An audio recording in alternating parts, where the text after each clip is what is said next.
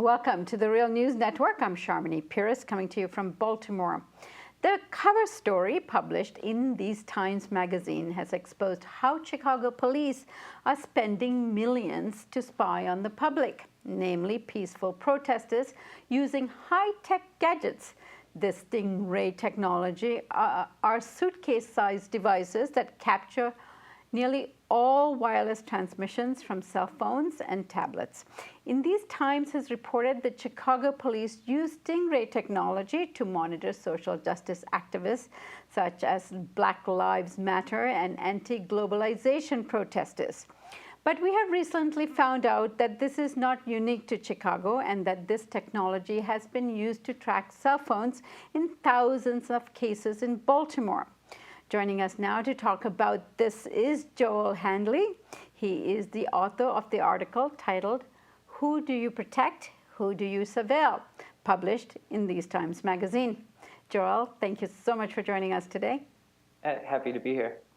So Joel, you wrote that Stingray technology is used to target peaceful protesters and can penetrate the walls of a home and track people and their movements inside.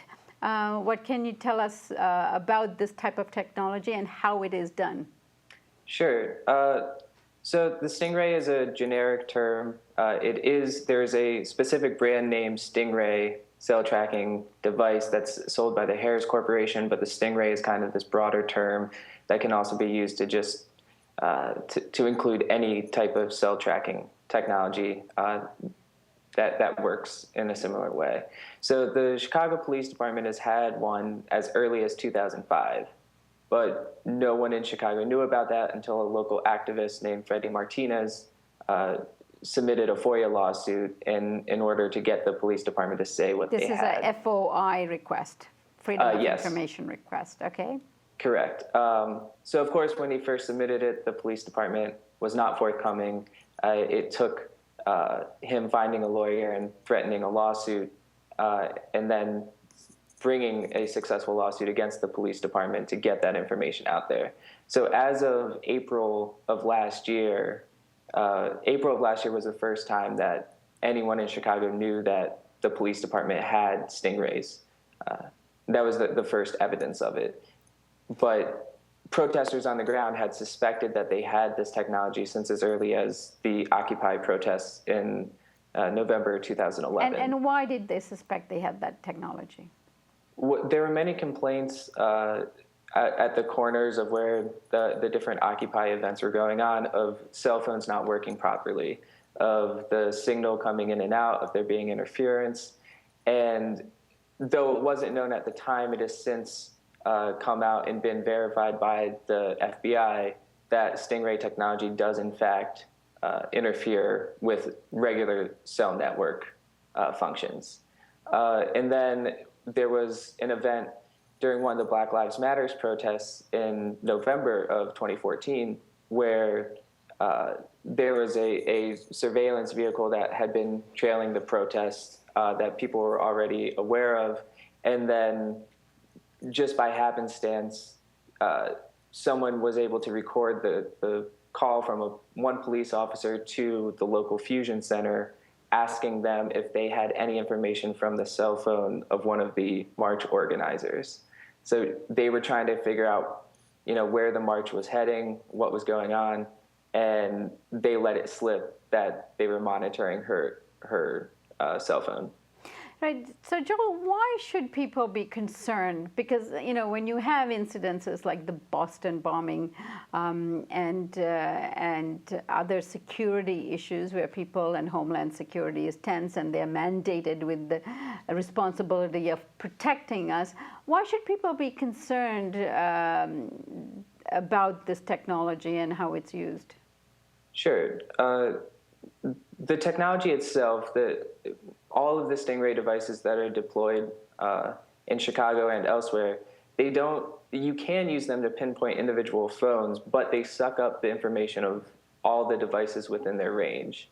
So it's generally up to about a mile radius, several city blocks. So if you use that pretty much anywhere in Chicago or in Baltimore, you're going to be getting information from the cell phones, the tablets, and other wireless devices of everyone in that area, not just the target. So say there is a legitimate use, say there is a suspected terrorist planning something, or something wild like that, they're not just going to be getting that information. They're going to be getting the information of everyone that's just going about their day in that same area. Now, Joel, the Supreme Court ruled a few weeks ago that this kind of, at least bulk data collection, is illegal. Would this be considered bulk data collection? So what's the constitutionality of this kind of surveillance?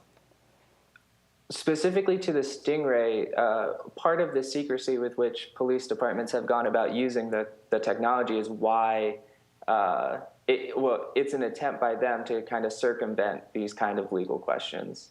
The fear is that if it gets out in the open, if the public realizes how stingrays are used and how widely they're used, then these types of questions are going to come up, whether it's constitutional.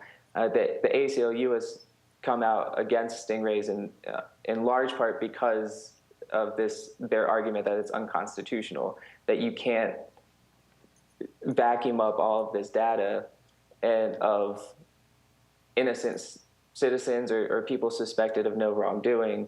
And especially with the location tracking aspect of it, I mean, that's just a clear Fourth Amendment protection that's being violated. So you can't monitor people, their movements within their homes, their movements, as they go about their daily lives.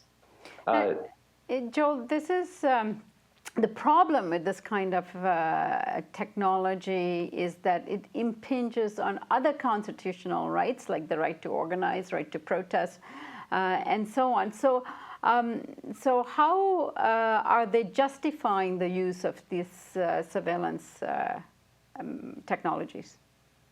Well, the Chicago Police Department, part of their arsenal includes stingrays, but it also includes many different technologies as well. It includes this network of tens of thousands of surveillance cameras, which are matched and connected into the local fusion center and into another city department that monitors the camera feeds. It has automatic license plate readers that are collecting location data all over the place, all over the city as well. And for the most part with this technology, outside of the Stingray, which they've been secretive of the whole time, they want people to know that it exists. They'll usually do some kind of big publicity push when they first introduce the technology. One example of that is with the first arrest of the facial recognition technology. When that arrest occurred, there was a press release about it. The police department wanted people to know that they had this on hand. But then all of the attempts by me and other journalists to figure out what future facial recognition technology cases they had, what types of arrests they're using them to make, they've closed down. So they're being very secretive about all of the technology that they have on hand outside of those early press releases touting some capabilities. Now, from your investigation, did you find, or should I ask you, how much of our money is being spent on these type of surveillance technologies and programs? Sure. So there are some specific figures. Nationally, the Department of Homeland Security has spent more than $34 billion to local police departments in giving them grants to buy these types of technologies, stingrays, facial recognition, automatic license plate scanners. In Chicago itself, Chicago has spent almost $50 million on its camera network. It's spent close to $650,000 on Stingray equipment, the original device, and many upgrades along the way. And that's just what we know about. It's clear from the documents that are available that they've bought, or it's clear from the documents that there are things, there are devices they have bought that have not been documented. It's also spent, the Chicago Police Department has spent more than $5 million on facial recognition, and it's spent over $100 million integrating these technologies into this central data center. And give us a sense of the reaction people, activists have had to your article, and also give us a sense of how we can protect ourselves from this kind of interference with our lives. Sure. Response from activists have basically, many activists I've talked to appreciate the fact that someone is now looking into this. If you're an activist on the ground, if you're a street level protester in Chicago, a lot of these things they've talked among themselves, they've known about for longer than the press in Chicago has been talking about them. So I think it's some kind of relief that there's that this stuff is getting out in the open. And as far as protecting ourselves, not quite sure if I'm qualified to get into that too much, but it seems to me that there needs to be regulations. These types of things need to be out in the open.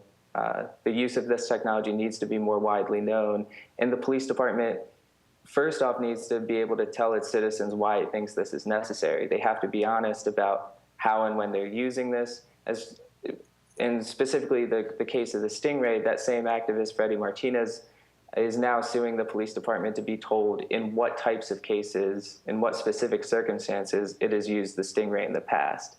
So if they can't even, if police like Chicago Police Department and others across the country can't even tell the citizens of their city what it is that they're using it against, then I think that's the first hurdle to get to before we start discussing how to get around, how to get past the use of this technology.